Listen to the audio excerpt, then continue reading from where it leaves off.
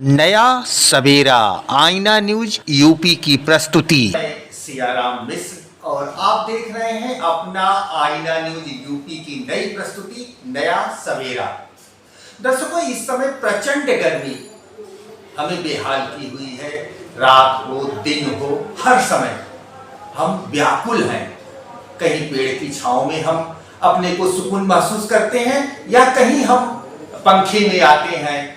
आज आधुनिक युग है, हम सुविधाओं से सुसज्जित हैं।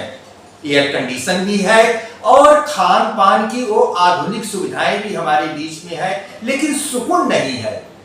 हम इस गर्मी में, इस प्रचंड जो इस समय धूप है, इससे हम कैसे बचें और अपने को, अपने परिवार को, अपने बच्चों को इस गर्मी में कैसे सुरक्षित रखें, इसी विषय को लेकर आज हम स्वास्थ्य चर्चा में शहर के जाने माने फिजिशियन हैं वकील अहमद साहब। आप इस शहर के वरिष्ठ चिकित्सकों में से हैं और एक बात हम आपको खास बता दें कि इन्होंने शहर की घनी बस्ती, जहां पर आप सुविधाओं से सुसज्जित नहीं, साइकिल से, मोटरसाइकिल से, पैदल जाकर के चिकित्सकीय सेवा यहां पे प्राप्त कर सकते हैं और लोग कर रहे हैं।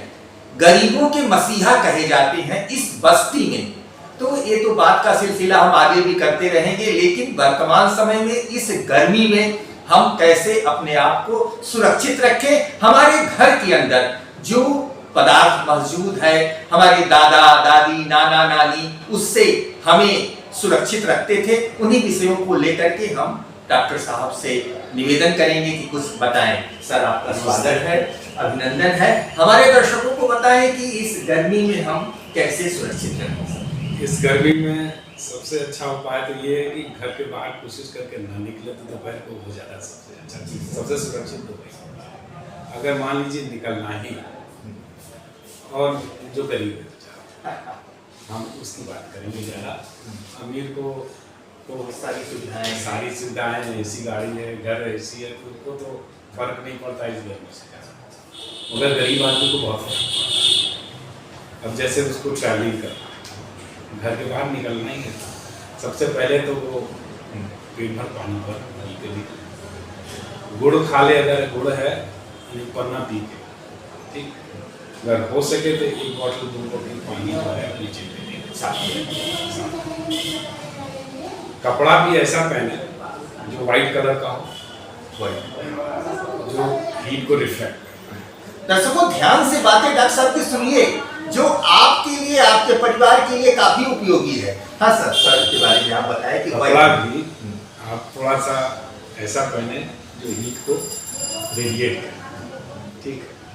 उससे क्या फायदा है कि आपके अंदर जो गर्मी तपिश वो बॉडी के अंदर कम पहुंचे। हमारा जितना भी एक्सपोज पार्ट है बस वही धूप जैसे डायरेक्ट चेहरे पर पड़ रही है, हाथ पे पड़ रही है शरीर। तो मैं बहुत कुछ चिकित्सा के साथ साथ अपना पर्सनल एक्सपीरियंस भी बता रहा हूँ कि कैसे मैं मेडिकल कॉलेज इलाहाबाद से बनारस आता था। गर्मी उस समय तो एसी बसें भी बहुत कम हुआ था, तो मैं उसी गर्मी वाली धूप में बिना एसी वाली बस में कैसे मैं आ जाता। तो मैं ज़्यादा कुछ नहीं करता था कि एक बोतल पानी लेके, सफ़ेद गमछा मेरे पास लेकर मैं चलता था और पूरा का पूरा भिगा कर उसको लपेट के एकदम भिगा, और जो सशस्त्र हवा चलती थी तो उससे मेरा बॉडी एकदम घर में आता था, एकदम चिल नहीं सकता, ठंडा। ऐसे नहीं है, शरीर को नहीं ठंडा, इतना फ्रेशनेस फील। तो वो मैं ऐसे करता था। जो बेचारे बहुत गरीब है जो नॉन एसी बस में चल रहे हैं, उसके बचाव के लिए मैं ऐसे करता, मैं खुद करता जी। और मैं उससे कभी आज तक गर्मी में आकर कभी ये थोड़ा सोचने की बात है।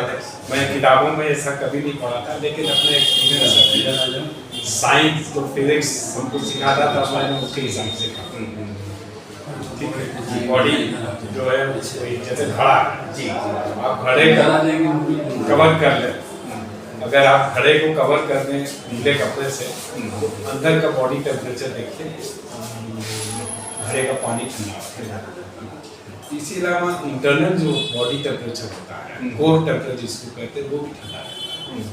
तो हीट स्ट्रोक का फर्क नहीं पड़ेगा। एक तो ये जी। अच्छा हाँ। जी सर, अगर खुदा न खास्ता अगर हमें लू लग जाती है, इस गर्मी से हम प्रभावित हो जाते हैं, तो तत्काल हम क्या उपाय करें? सबसे पहला इम्पोर्टेंट है कि जिसको लू लगती है उसको ठंडा बोलते हैं। ऐसे में गलती सबसे बड़ी करते हैं लोग, कंबल उठाते हैं। कंबल से नुकसान ये होता है कि आपका बॉडी का हीट अंदर की जो इंटरनल हीट है वो निकल नहीं पाती। चला दो पंखा, चला दो। जी जी सर। जी, तो वो बॉडी से हीट निकल नहीं पाती। ऐसे में क्या होता है कि दिमाग का जो टेम्परेचर बहुत ज़्यादा पटाख से गिरेगा।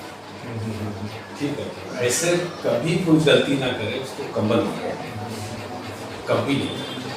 दर्शकों, आप सुन रहे हैं ना, डॉक्टर साहब ने क्या बताया कि अगर किसी को लू लगती है तो उसे ठंडा लगता है तो कंबल कभी न उड़ाएं, जिससे वो उसकी व्याकुलता और बढ़ जाएगी। हाँ सर।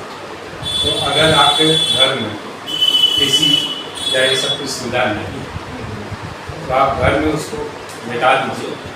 आपके पास जो कपड़ा भिगा के थोड़ा हल्का ठंडा पानी उसको उड़ा के पंखा चलाइए। और ढेर सारा उसको इलेक्ट्रोलाइट खिलाई, जो पन्ना है गुड़ भी खिला सकते हैं। पन्ना भी गुड़ में काफ़ी मिनरल होता है जी, गुड़ी जब बड़ी गुड़ी होता है, और साथ साथ पन्ना जो पी रहे हैं उसमें काफ़ी पोटेशियम मिल जाएगा। नमक बहुत ज़्यादा डालने की जरूरत नहीं। नमक इसलिए नहीं डाला जाता है, जो पसीना हमारे शरीर से निकलता है उसको सोडियम बहुत ज़्यादा लॉस है। ठीक, और साथ साथ पानी भी लॉस है। उसको हमको रिप्लेनिश करने के लिए, उसको पूर्ति करने के लिए हमको इलेक्ट्रोलाइट देना चाहिए। ये तो घरेलू। और हॉस्पिटल में तो जब आएंगे तो हॉस्पिटल वाले अपना IV फ्लूइड चलाना, ये करना, वो करना, वो बात अलग की है। मैं डॉक्टर को पढ़ाने नहीं चाह रहा हूँ। मैं एक आम लोगों को थोड़ा सा इंफॉर्मेशन दे रहा हूँ कैसे उसको बचाना है, कैसे क्या। सर, जैसे कि किसी को लू लग गया है तो एक तो लक्षण ठंडा लगेगा, और दूसरा क्या उसके शरीर पे, उसके बॉडी के लक्षण दिखेंगे? क्रैम्प्स होने लगते हैं, पकड़ने लगता है। क्रैम्प्स मतलब आप जैसे नस चुभने लगता है, तनाव होने लगेगा, टेम्परेचर बहुत ज़्यादा हाई है। आदमी को ब्लडिंग दिखाई होगा पानी से। कभी कभी तो शरीर से पानी गिरने का ब्लड प्रेशर गिर जाता है, पटाख से गिर जाता है रोड साइड। तो ऐसे में आप क्या करें? जिसके पास जो है सुविधा, अगर तो मेरा करीब आदमी सुविधा तो यही है कि उसको छाँव में लेके जाए, जो भी गमछा है, कपड़ा है, भिगा के उसको डाल और उसको लेकर फिर हॉस्पिटल पहुँचे।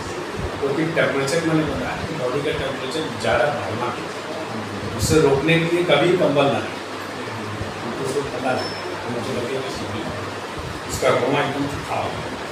बॉडी एक स्टेज ऐसी भी आती है कि जब बॉडी एकदम ड्राई हो, पसीना निकलेंगे, क्योंकि हमारे पोर्स जो है तब सर, जैसे पहले आम को उबाल करके वो तालू में लगाते उगाने की प्रक्रिया थी, क्या उससे देखिए ये जो प्रक्रिया थी वो बॉडी कूलिंग के लिए ही। आम जो है या प्याज है जो लगाए, तो एक ऊपर से एक लेयर पानी का वो बना के रखा, उसका काम बस यही। वो पन्ने के अंदर कोई, अरे आम के अंदर कोई हिसाब नहीं, वो मॉइस्चर, वो नमी, पानी एक किस्म से वो पानी जो इवापोरेट होता है तो हमारा बॉडी वो उसकी लिए। उससे बढ़िया तो मैंने बताया ना गमछा।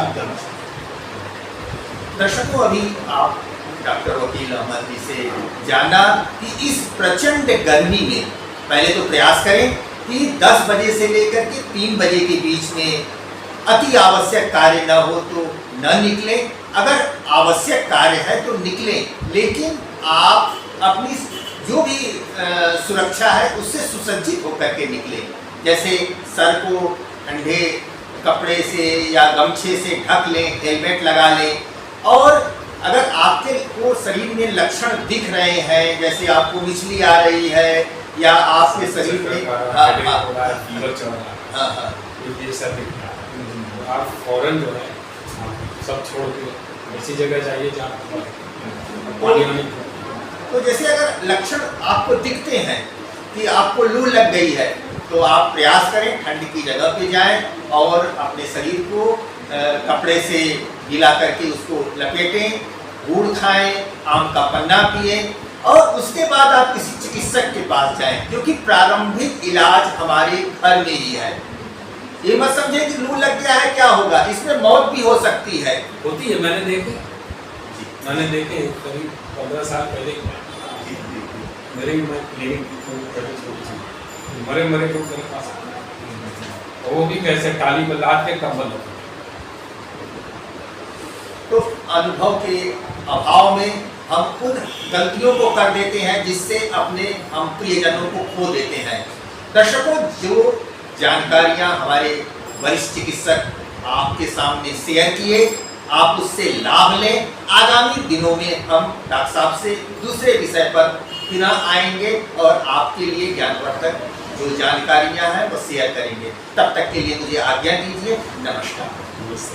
दर्शकों, आप देख रहे थे अपना स्वास्थ्य चर्चा।